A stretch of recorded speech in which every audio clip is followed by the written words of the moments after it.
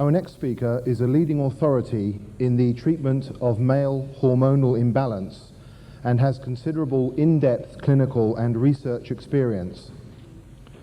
He has also been responsible in assisting the United States Senate on the safe promotion and progressive use of dietary supplements, including natural hormones and hormone precursors, all of which have been shown to promote optimal male health and performance. Elaborating further on the need and role of pro-hormones for aging men, please welcome Dr. Rick Chohen.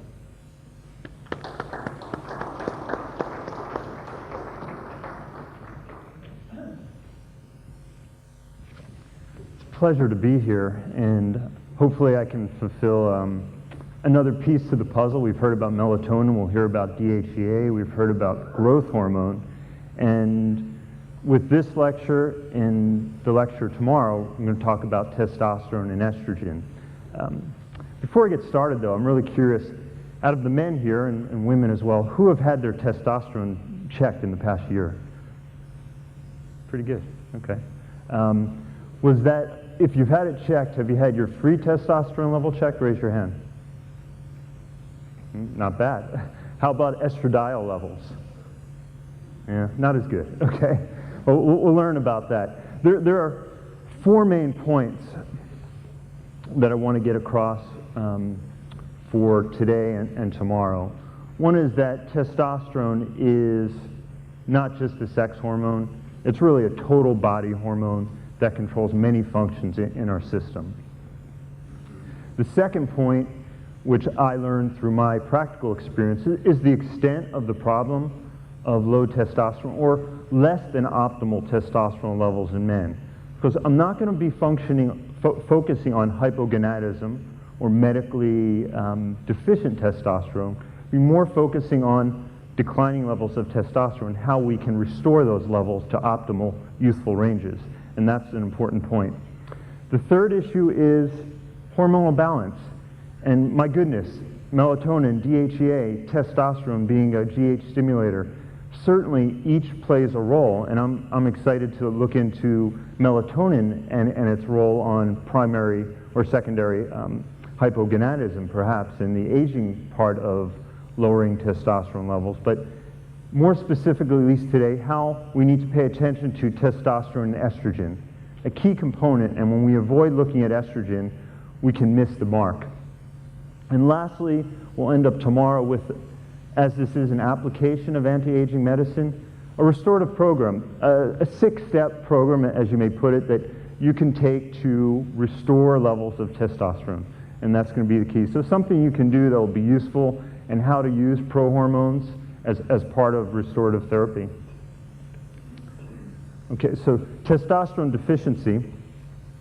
But before I get into that, though, give you just a short background on how I get involved in this, and partly through my work with Dr. Shippen, but partly with my work with athletes. And as we know, testosterone is a master male hormone, and athletes primarily need that edge. Any drop in testosterone is going to make a difference between winning and losing. In my work with these athletes, I was finding that frequently their testosterone levels were flat. I mean, they were, a lot of them deficient, but a lot of them low normal. Unfortunately, they couldn't, through regulations, use testosterone to restore. They would be eliminated if they were tested. Some were, some weren't. So we needed to come up with a way to restore youthful levels without using testosterone therapy. We'll get into that more specifically tomorrow. But what I found was when I did that, they felt better. They had more drive, they had better recovery, their stamina improved, their performance improved, which is really all that mattered to them. As I became aware of this importance, I started to look at the effects of testosterone on aging men. At that point, I had really been just paying attention to 55, 60-year-old men and looking to see testosterone levels under 250, 300, and that's all I paid attention to. Now, with the awareness of the symptoms of low testosterone, I started to check everyone. You know how you get back from a conference and you're all excited about something, and every person starts to either get a therapy or get tested with a therapy? Well, that's what I did, and I tested everyone total free estradiol, and I was seeing guys 28, 34. I mean, total testosterone's sometimes 800, sometimes 300. But the guy who had an 800 total, his free testosterone was in the tubes. Or the guy whose total was 300, his free was okay, but his estradiol was high. So it really brought to light the importance of being aware of how the symptoms that someone might have regarding to testosterone can relate to how they might feel. So it is an awareness, and I hope I can, present to you that awareness of it's another part of and a big part of the puzzle for men. As Dr. Shippen puts here, testosterone deficiency, really for the most part unrecognized, and I'll asterisk that in unrecognized to the point of declining levels, even more than hypogonadism. And when we use testosterone, it is a prime hormone in men, and we can go on. All right. Now, why aren't we looking at this more? I tried to pick out some of the main points that I thought were missing the mark. One is the total versus free testosterone. And certainly in the States, primarily, in working with endocrinologists, whether it's a lab issue and that's sometimes the problems, there isn't a good standardized serum free testosterone level. Certainly salivary testosterone can be useful as a screen, but there are problems with saliva testosterone once you use topical therapies. If anyone has had that experience, you see salivary levels can go up into 10 times the core range. So you have to sort of play around with different ways of monitoring that. But certainly free testosterone gives you the best clinical marker of a testosterone level. Most men, as they age, total testosterone remains the same. It doesn't decline very much. It's the free testosterone that declines, primarily due to increased levels of sex hormone binding globulin, the protein in the blood that binds total testosterone, and therefore allowing less of the free to be available. That may be triggered, as we'll talk to before, in part due to high risings of estrogen. Thirdly, the issue in the States, and I've seen this, I have a small practice now, primarily related to testosterone issues, and most of the guys I wind up seeing are the ones whose doctors won't treat them, because although they have every one of the symptoms, their testosterone level is 280, and the cutoff on the lab is 250. And they may have every symptom, but because their lab total testosterone doesn't fall out of range, they won't be treated. And certainly we realize lab references are set on standard deviations. 95% of the people fall in that range, and they certainly aren't set at optimal levels. So one is our labs don't set reference ranges at optimal levels, they set them at standard deviations. Used to be that with cholesterol as well.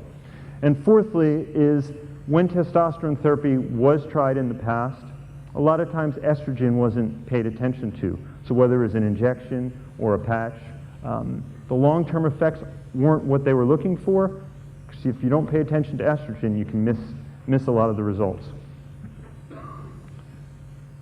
Okay, so another interactive part. You don't have to raise your hand to this, but it's a quiz that a quick one. These are some of the symptoms that may partake in someone who's deficient in testosterone.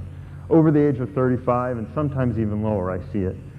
Poor muscle tone, prone to weight gain around the midsection, frequently tired, any apparent reason, low sex drive or sexual dysfunction definitely is a highlight for most men, and that's what they come in for. There you go. Difficulty coping with stress, recovery from exercise is slow, feeling depressed, trouble getting a good night's sleep, smoking, drinking. These are probably not good questions to ask in Monaco, huh? Well, certainly these are issues that relate to aging, and certainly you can put them in with growth hormone as well. But if there's a yes to a couple, two or more, almost to the one, there are less than optimal levels of testosterone. Okay, so testosterone is our primary androgen. I want to spend a few minutes just getting the background of testosterone, and then we can flow into estrogen. But it's the primary androgen in the body. And the important issue is here that testosterone doesn't do the work itself in a lot of ways. I mean, testosterone will do the work through conversion to dihydrotestosterone.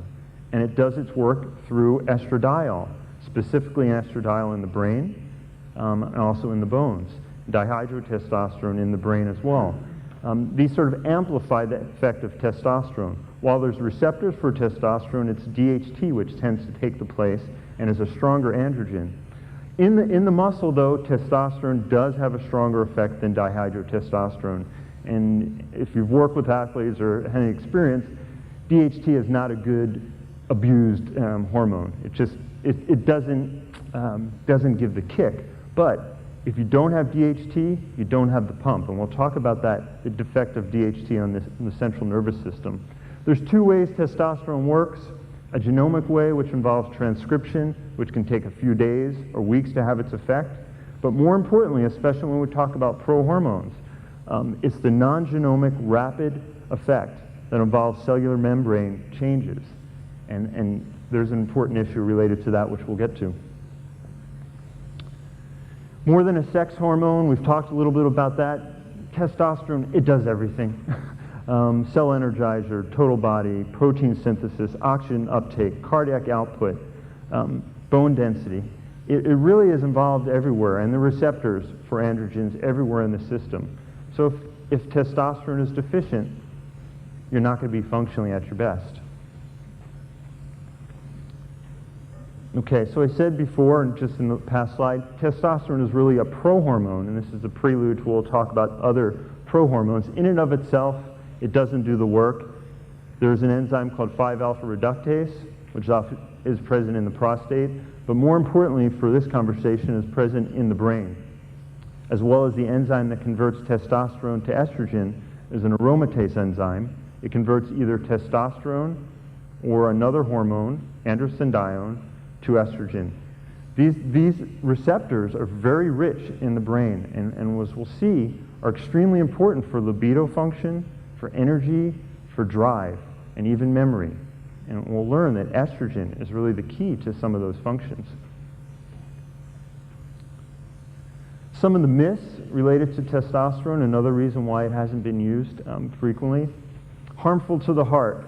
And ironically, testosterone is more related to cardiovascular disease or low testosterone levels than cholesterol. You could look at virtually every parameter of cardiac disease, and high levels of testosterone is preventive. There's even been studies in Japan showing testosterone affecting vasodilation of cardiac arteries. They've been infused, and angina can be diminished during an angina attack. Prostate cancer and hypertrophy, we'll talk a bit more about that, but certainly estrogen levels related to BPH seem to be more important, and there is really no correlation between testosterone and prostate cancer. In fact, low testosterone seems to be more related to an aggressive cancer than testosterone at a higher level. The anabolic steroid use, less of a problem now with the availability in the States of androgel. Before there was just injectable use testosterone, it was very easy to overdose. And while high-dose testosterone isn't as dangerous as sort of purported, it definitely had more of a likelihood to being abused. And studies proved that testosterone to be ineffective for long-term use, and a lot of that was due to the use of injectable testosterones or not paying attention to estrogen, or studies not quite lasting long enough. Erectile deficiencies can sometimes take a year to resolve with testosterone therapies. Okay, so why does testosterone decline?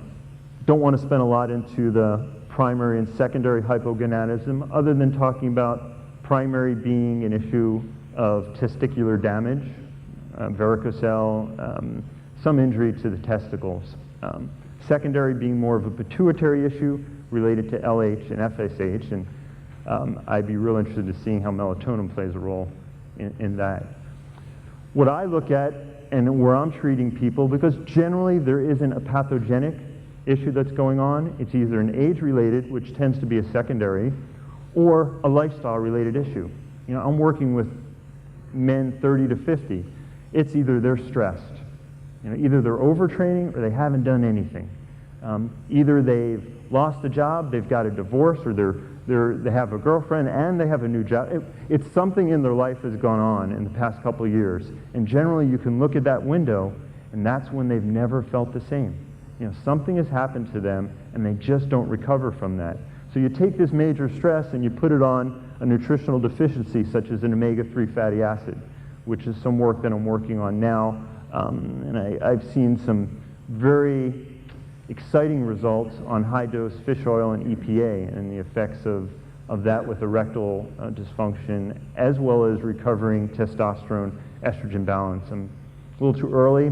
Maybe next year that's something I'd have some more information on. Zinc, certainly zinc deficiency, a problem in the American with their diet. Inadequate sleep, chronic illness, alcohol consumption, medications, and high levels of estrogen. This is what I look at when I see someone. And if I can address these specifically, and the therapy program at the end will do so, we can generally get to the core of the problem, except for the age issue and maybe melatonin again. These are just some recent blurbs that has come out over the past year or so. Losing sleep, mimicking aging. We found that the metabolic and endocrine changes resulting from a significant sleep depth mimic those of aging. Type A behavior speeds testosterone decline. Men with type A behavior, aggressive, combative type, show a greater decline in testosterone with age than their common brethren. There's an interesting, I didn't put it up here. It is true that the alpha male tend to have higher testosterone levels, and there was a study with docs that showed orthopedic surgeons have higher levels of testosterone than the internists. Accountants have lower levels of testosterone, and in fact, these more aggressive males are the ones that can have the greatest decline. And those are the ones that actually notice it. The ones that were driven, it was the athletic type. When they slip hard. And the guy who was low and never that powerful in his effect from testosterone doesn't quite notice it as much. So even the older man in his 60s, it's 30 years. It's 70s. It's gone. They don't even care anymore. But it's the guy in his 40s and 50s who's noticing. It's not that long ago. They're the one coming in with the issues. And this is an interesting one as well. Irritable bowel syndrome. I've had a fun time in the States doing radio interviews with this one. The DJs love it, Men have hormone swings too. Men, especially related to stressors, will have drops in hormone levels. And they can be cyclical, or they can just be related to these stressors, and that can affect mood and well-being. Okay, so testosterone and aging, we'll go sort of relatively quickly through these, but testosterone, I think the important point here is high levels of testosterone can block the cortisol effects that occur with aging. And that's powerful. Cortisol is catabolic. High levels of cortisol are death, in essence. By keeping testosterone levels high in whatever means, we can blunt that effect. Libido. Key points here are the prevalence of the estrogen receptors and the DHT receptors in the brain, the high amount of receptors in the genital region, the importance of the free level of testosterone being high. Because especially with libido, if you use testosterone or prohormone or any restorative therapy that overwhelms these receptors, you're not going to get the effect that you want. So often do you replace or restore testosterone levels, especially when it's done not naturally, that you'll get a good effect for a short period of time and then it dies off. Possibly due to high estrogen, possibly due to testosterone overload. And the way to overcome that is lower levels of testosterone with perhaps a sublingual or a spray, so you're getting pulsatile. And that's important also with prohormones and the androgen receptors in the brain. We'll talk more specifically about that. Again, some of the clinical studies showing a failure, and we need to look at estrogen. Testosterone and mood. Probably the greatest, the most important benefit that patients present to me is, I feel good, and they may have come for all sorts of reasons. It may have been a sexual issue, it may have been a sports issue, but the thing that they like is, wow, I feel like myself again. I have motivation to go out. I'm not someone else. I am who I am now, and that's the thing that gives people the greatest joy. The effects on testosterone, on the neurotransmitters in the brain. And specifically, sometimes you'll see with SSRIs, the effect of the antidepressants causing sexual dysfunction. They block and decrease dopamine levels in the brain. By restoring testosterone levels, you can eliminate a lot of that problem. Or even better than that, someone who might have a low mood, check their free levels of testosterone. Because if that's an issue, before you use an antidepressant, restore testosterone. You're going to do a better job. Testosterone and obesity, hand in hand, GH deficiency, hyperinsulinemia, insulin resistance, high estrogen levels. It's a catch-22 with obesity.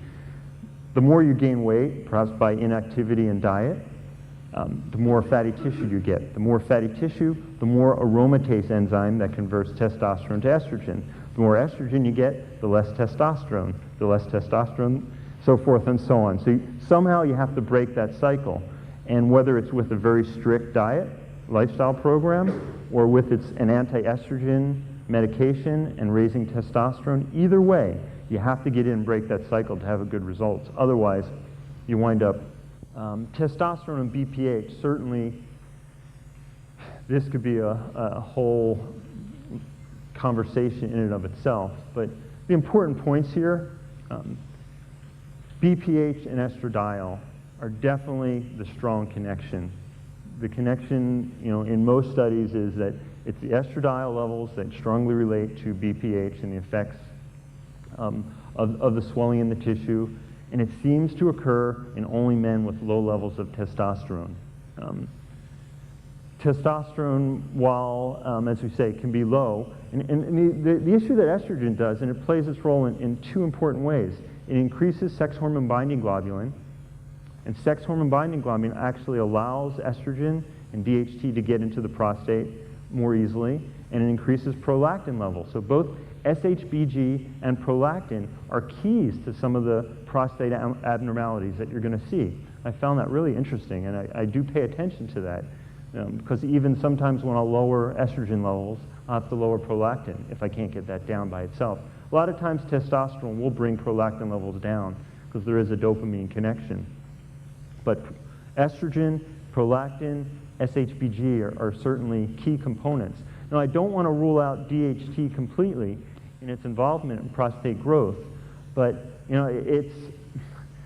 it seems strange to me that we can use DHT and testosterone as actual therapies to reduce BPH, while at the same hand saying DHT is a cause. And in fact, there's shifts in DHT level between the visceral faction of the prostate and in the epidermal faction. And actually, that's where the higher levels of DHT are found. So be aware. Certainly DHT, we want to be cautious with it. Certainly treating anyone with a BPH, restoring testosterone levels, we want to be cautious. But keep your eye on estrogen levels. Keep your eye on SHBG and prolactin and their interplay together. And when you do that, you don't run into any problems. Okay. Estrogen, we've alluded to this, and it's really surprising, and certainly not here, but how surprised men are to find that they have estrogen in their body. It's just not something that you normally think of. Estrogen is primarily produced by fatty tissue, 75 to 90%, small amount in the testes. This is the end of the recording on side A. Turn the cassette over to side B.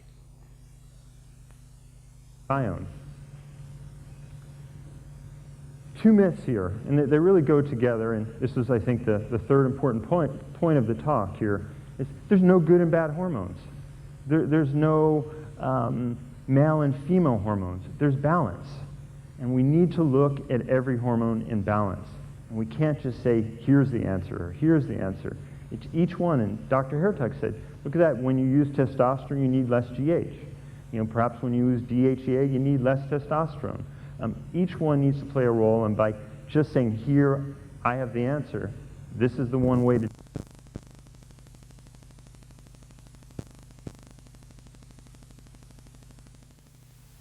It's not something that you normally think of.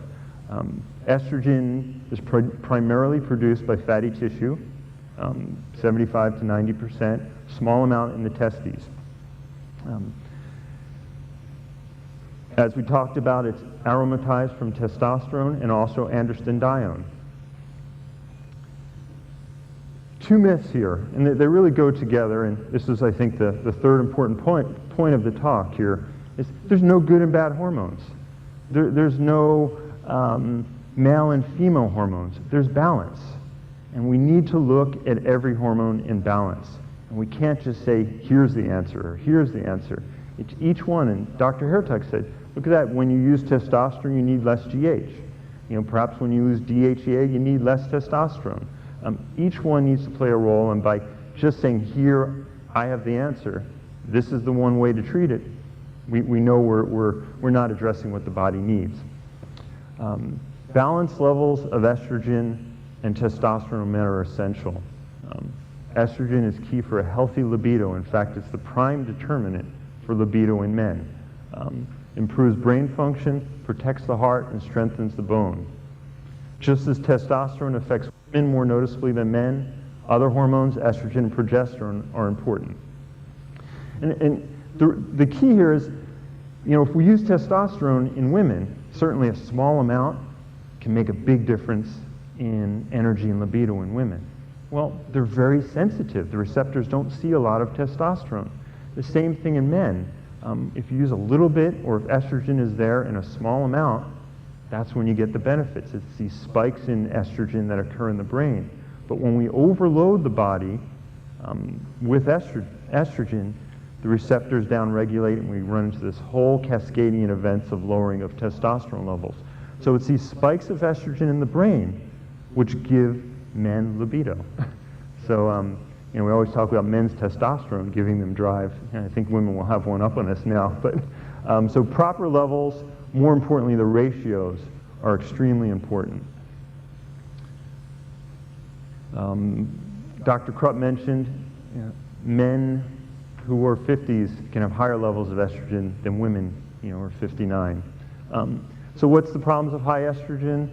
Fatigue, muscle tone, increased body fat, loss of libido, gynecomastia. Go out on the beach, and maybe not here, but if you go on the beach in the States, you certainly see men with a lot of fatty tissue on their chest.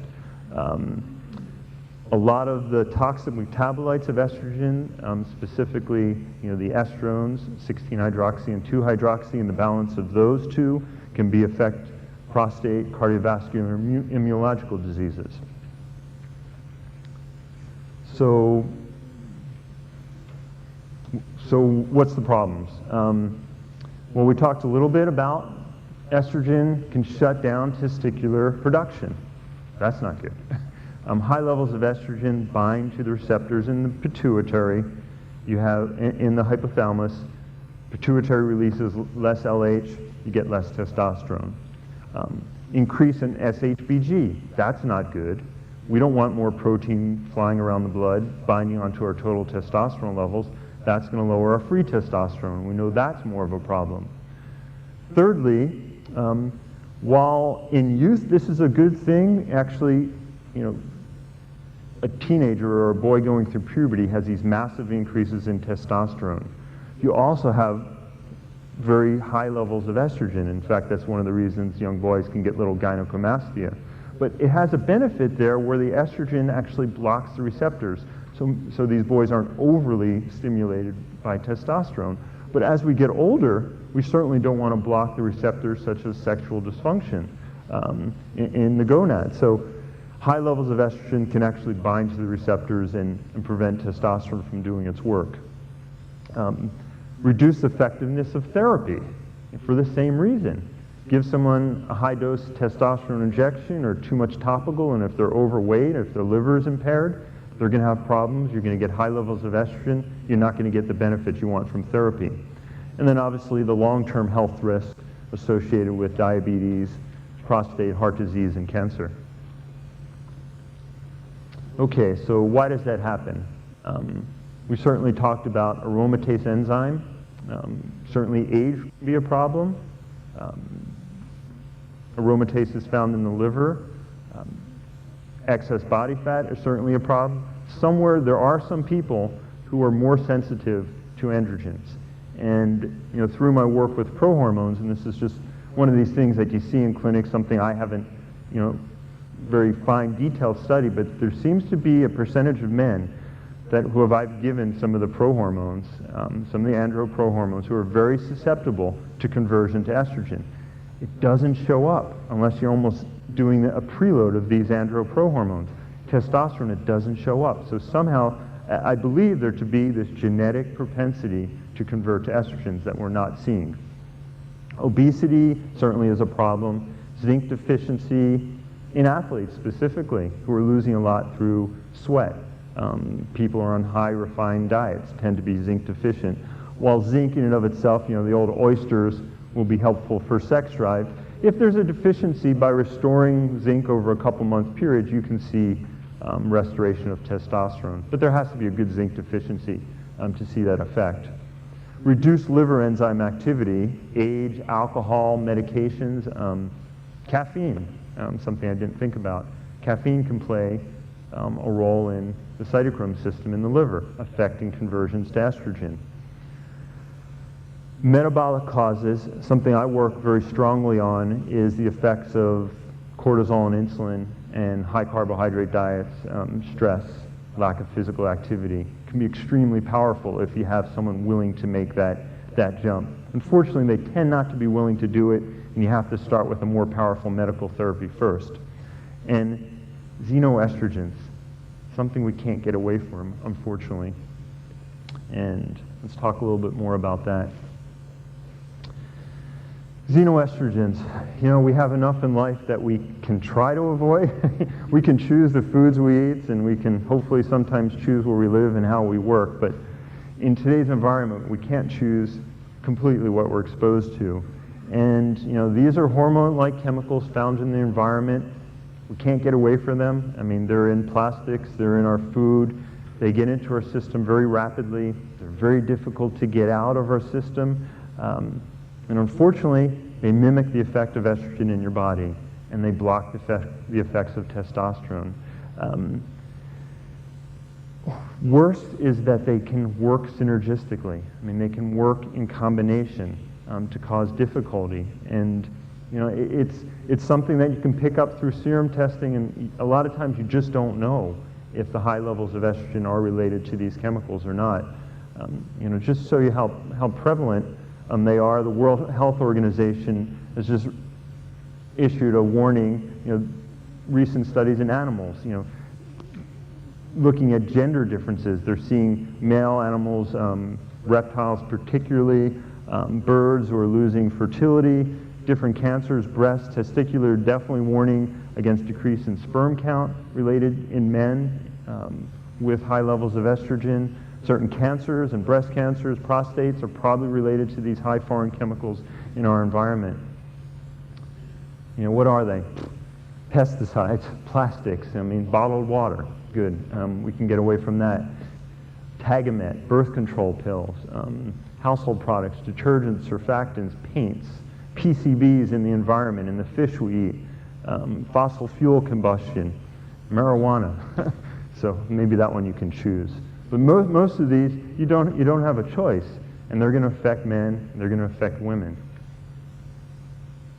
So that's sort of the end of the estrogen component of what I wanted to talk about. And we have, I guess, about 10 minutes. I can entertain some questions about estrogen, if you like, or I can proceed to talk a little bit about some of the prohormones, and finish that. We can go over questions at the end of the talk tomorrow. What's that?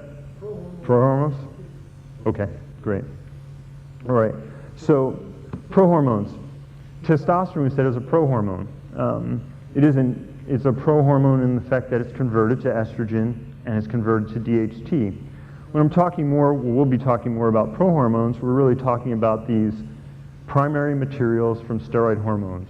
It starts all with cholesterol. Cholesterol is converted to pregnenolone, pregnenolone to progesterone, progesterone to DHEA, androstenedione, and androstenediol. The two of most interest in their effects of testosterone are androstenedione and androstenediol. Certainly progesterone has its role in men. while it's typically, again, considered a female hormone, the male body does require it. It's important to be converted to DHEA. Also, progesterone is pulled off to go to cortisol.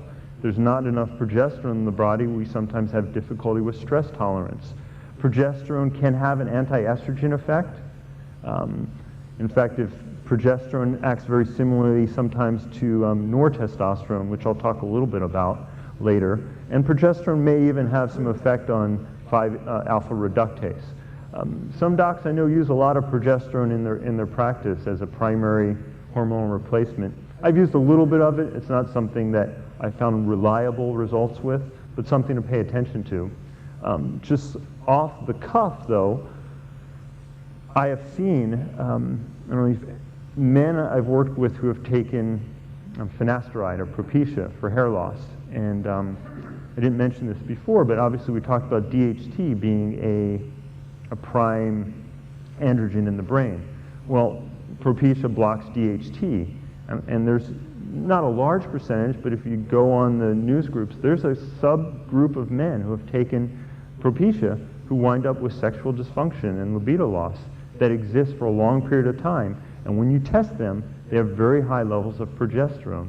So not only are they reducing their DHT, the same enzyme, there's a subenzyme of 5-alpha reductase that is important for converting progesterone. So somehow you have to find a way to actually lower progesterone levels, because progesterone has a sort of this bi role. You need a little bit of it, but again, balance. A lot is not good for you. DHEA, I'll leave that more to, I guess, the speaker later today, but certainly important. Have not found it very useful in men to increase testosterone levels. You know, it has its role in and of itself. Okay, so the andros. These came on to the U.S. market about 5 years ago. I mean, they are an over-the-counter supplement in the United States. I mean, so is melatonin, so is DHEA. You know, where you draw that line is not quite the issue of our talk, but certainly they are active substances. Part of the work that I did in the States with the DEA was trying to show that androstenedione is not an anabolic steroid, has no anabolic properties. And it was one of these ironic things. We were trying, androstenedione was used in the American market by Mark McGuire. It created the furor after it was found that he used it.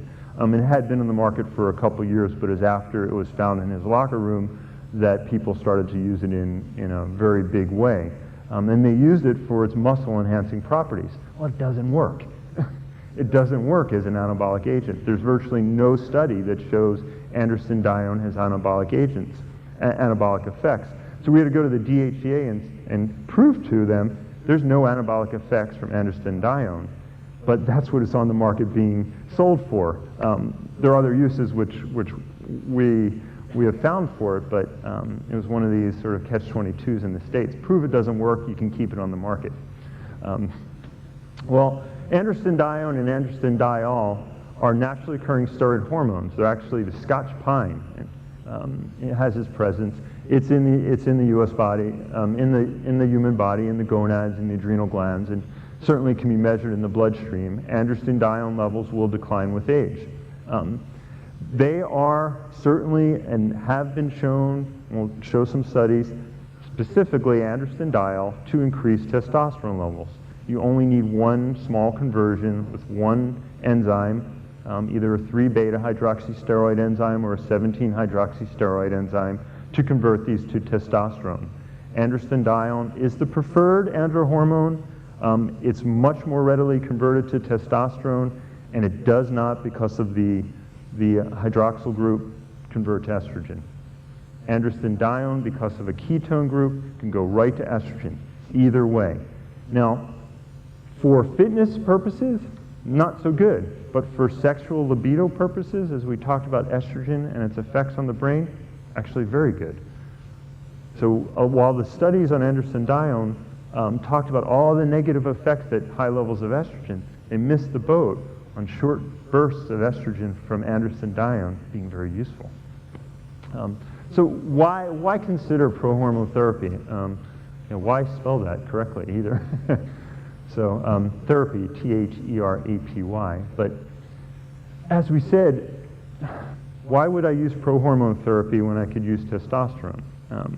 Well, the majority of men that I see are not testosterone deficient.